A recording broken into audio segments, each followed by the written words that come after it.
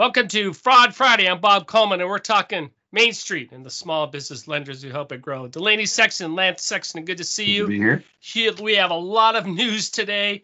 A blast from the past. Nik Patel's wife, Trisha Patel. Delaney, what did she do? Well, do you want to give the background first, or do you want me to go ahead? Talk about Trisha, and I'll give the background. Let's see what Mrs. Patel did first. Okay, well, Trisha Patel is being accused of fraud here, and the scheme looks a little bit familiar, you could say. So they created, or she's being accused of creating a fake bank essentially to make a loan for more than $8.5 million for a business. This business was supposed to be expanding to Puerto Rico. Not so sure that happened. And they got the Department of Agriculture to secure 80% of the loan and then sell that guaranteed portion to Hanover Securities to make a profit. So with this money, she allegedly spent it for not business uses, I'm sure you could guess, more than $2 million to an attorney, $500,000 in cryptocurrency, $200,000 to her children's private schools, an $81,000 BMW. I don't know the model here, but it must be a nice one. $91,000 on rent, and allegedly $1.2 million to pay various attorneys, lobbyists, consultants. I mean, there's a huge list of people in political positions that were donated to. And a huge list. We're talking both sides of the aisle. She was definitely peddling, influencing, and anybody who's anybody in Florida and Louisiana receives some money, and what they do in these cases, they return it, or they donate it, or they do something. Mark Twain in this case was wrong when they said history doesn't repeat. Twain says sometimes it rhymes. This is a complete ripoff of what, like the analogy here, of what Nik Patel did. Let me give you background on Mr. Patel.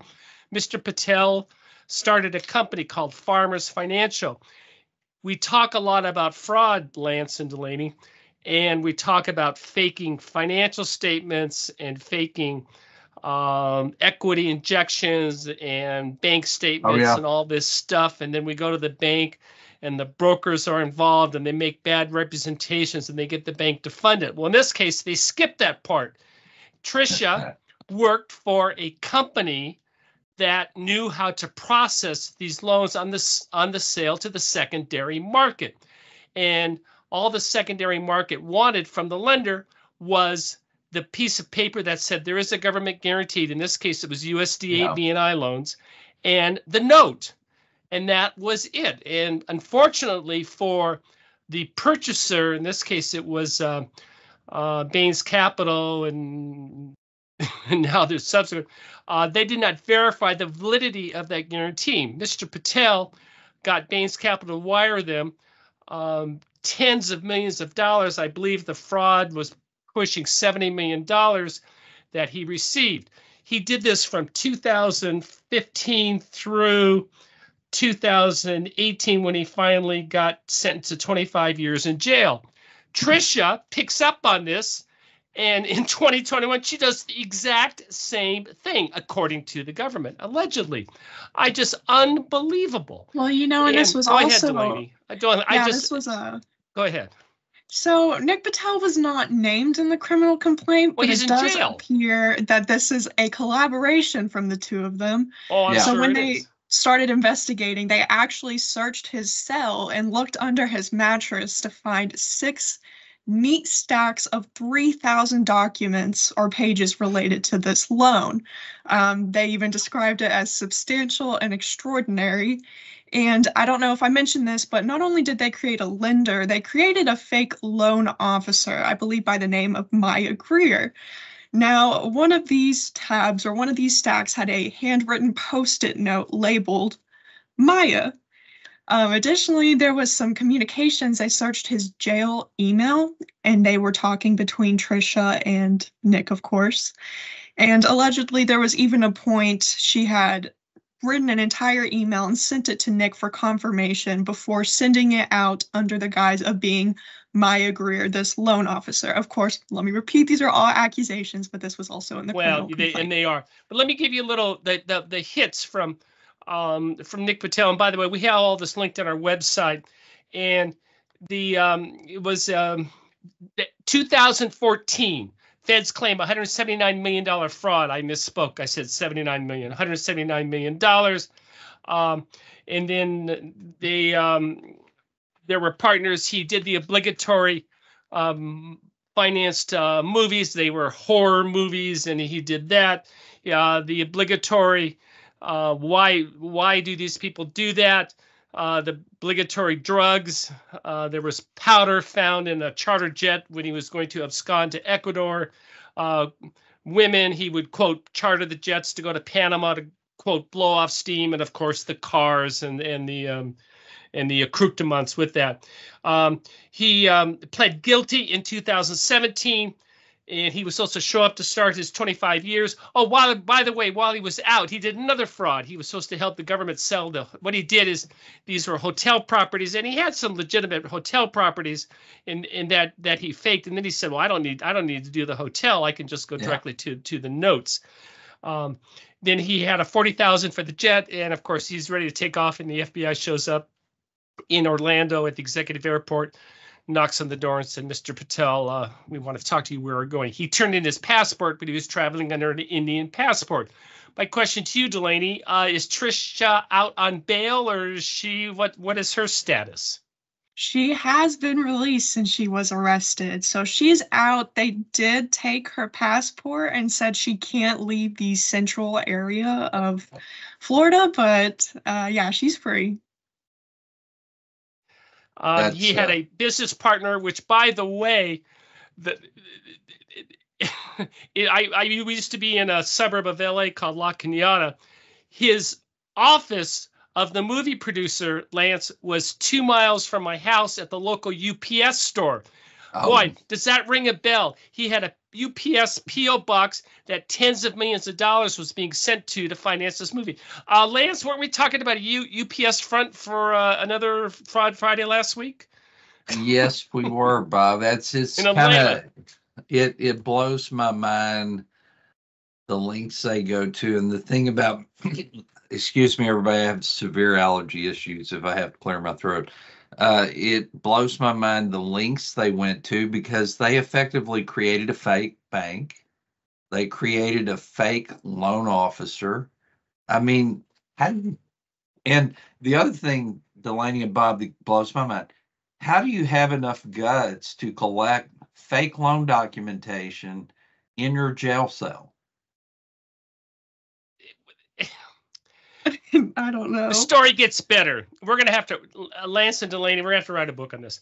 So what do you do with your money? He was going to buy $35 million worth of rare diamonds. He was dealing with a diamond broker in Italy. And that's where the money was going. And of course, so there was the diamond, just as we did with Roglieri, where we showed the watch, we showed the diamond. This rare diamond that had colonialism written all over it, and that they caught that. But yeah, and here it is in 2018. Nik Patel got another $10 million after he was jailed, after he was sentenced to 25 years, Lance, and he was the loan officer verifying this stuff. So this is back in 2018. And now this pops up in 2021. Well, and I want to say that this Delaney, is happening. You're our fraud expert. You're going to school for this. Why? How? Who? When? Tell me.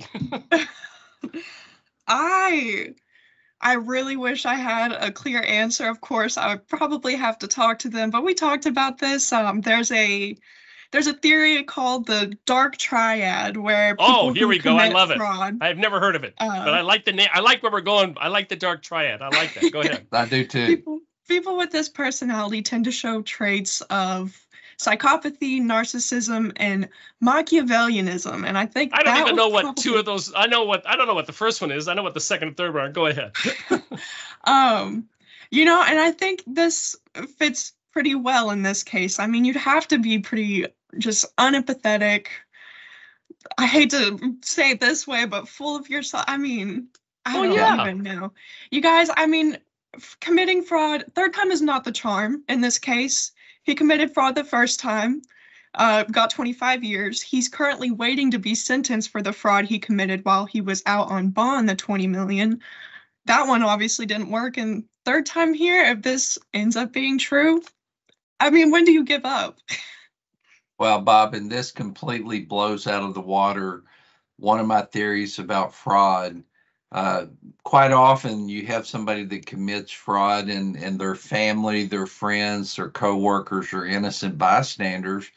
But in this case, it appears his wife fully was on board with this fraudulent activity. Well, I always said that. I was always shocked that she was not caught up in it the first time around, and as well as other people, that he was the one. And I think in the sentencing, he probably cut a Madoff type deal. I'll go down, leave my family alone. Fine, that's honorable and that's almost respectable. But the 3 years later, I mean, this is all alleged, but you can't make this stuff up. I guess you can. I don't know. They made it all up again. Anyway, fascinating story. We will be following this.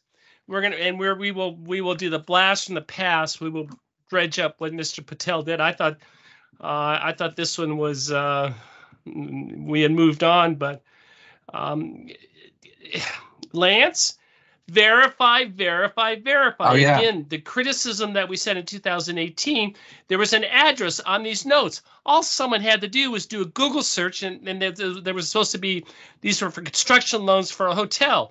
Well, when you do the Google search on the address, guess what? It was a vacant lot. Additionally, USDA is for what? Rural America, rural counties. Yeah. Guess what these addresses were? They were in Orlando. Yeah. I've been to Orlando. Orlando's not rural. Not very rural, no. Well, and you bring up an excellent point, Bob, from the perspective of being a participant lender.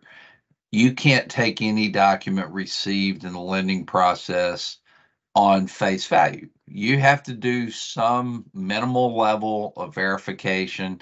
And Google is a crazy thing, Bob, because I was on the phone with a borrower the other day, and we were talking about his house that we had a junior mortgage on, and I popped it up, and I'm like, you got a real nice raised garden in your backyard. He's like, how do you know that? I'm like,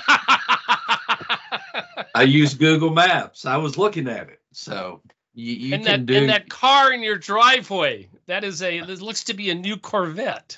Yeah, but you can do the level of due diligence to avoid doing business with people like Nik and Tricia. Okay, so first of all, if you're dealing with the USDA will verify if it's a legitimate loan. That's an email. Do not do anything unless SBA has something called a loan guarantee number. Verify that.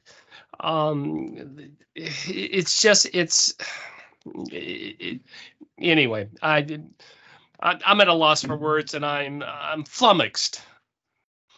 Anyway, well, Bob, it's that dark triad. This game. What was the first one? Psychopathy, I guess you could say. Psychopathy. Psychopath, yeah. Okay, I know a psychopath. Yeah. More big news. I contacted the Warren County Sheriffs, and they sent me Mr. Roglieri's mugshot. I believe we were the first ones to obtain this. Delaney, what was he charged with? He was charged with third-degree criminal possession of an assault weapon and third-degree criminal possession of an ammunition feeding device. Both charges carry a maximum sentence of 7 years. Lance, I'm not a hunter. I'm not a gun person. What is an ammunition feeding device? I assume in rural Arkansas, you know more about that than I do. It's like, I think, for lack of a better description, it's like a giant clip that feeds bullets anyway. Feeds bullets. Okay, I understand. Yeah, and Bob, I am no gun expert, but I do know if Chris had been in Arkansas, I do not think he would have gotten charged, because I think you can have assault weapons in Arkansas. Well, yeah, these are New York State charges. Yeah. and and that's from Warren County. He was bonded out. So we have that. We don't have any more news on Chris, do we, Delaney? No, I haven't seen anything. Okay. Before we get to this story, this is also very interesting.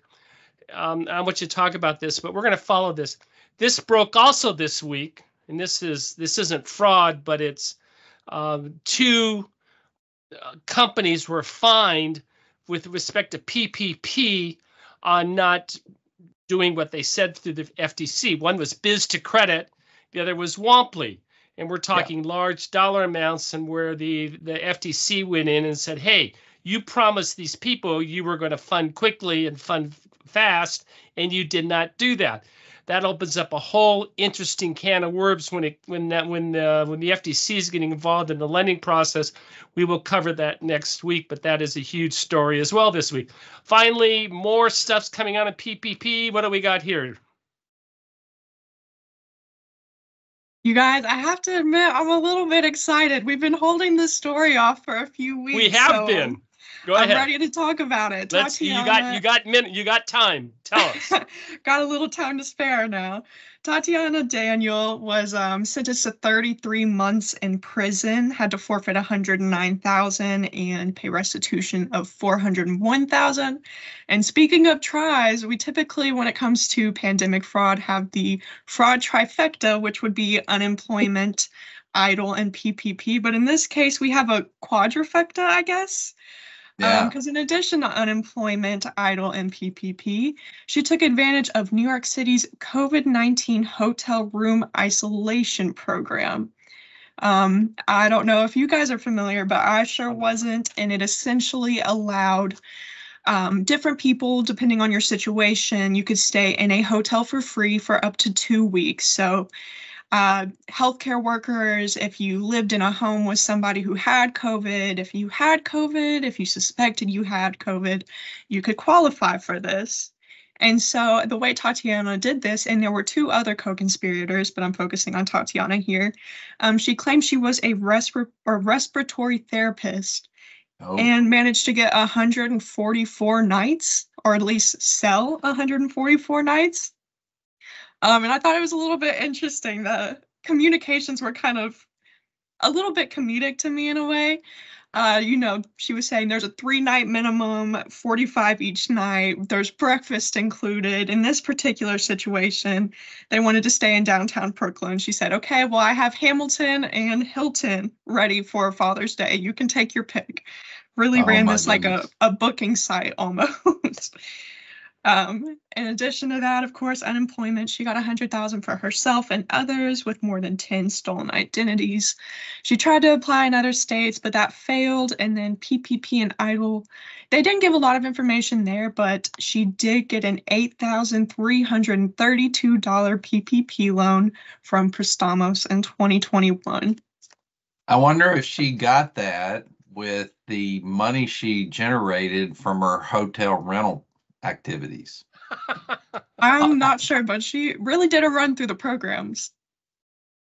Yeah, this lady, unfortunately, PPP, the speed that it had to take place, certainly created opportunities, but you got bad players like Tatiana who said, hey, I was successful taking advantage of this program. Why not step over to this one? Yeah, and it's kind of sad. Although I hope everyone listened to the House Small Business Committee hearing with the administrator, because I want to remind, we talk about fraud, but one thing I want to remind people, and there was one of the House members that said this beautifully, and Marco Rubio, Bob, you remember the day he was telling us it would have been chaos and civil unrest. Civil unrest. Absolutely. And I believe PPP got launched. It was so big, so quick. There's no way you could completely avoid fraud. And there are bad people in the world who are going to say, oh, I can take advantage of that. Well, we are going to have to hold on another bad person who got 5 years in prison. Paradise Williams, gotta love the name. Delaney will talk about Paradise next week. I can't wait to hear. All right. Thank you for joining us today for Fraud Friday and for supporting America's Main Street, one entrepreneur at a time. Have a good weekend.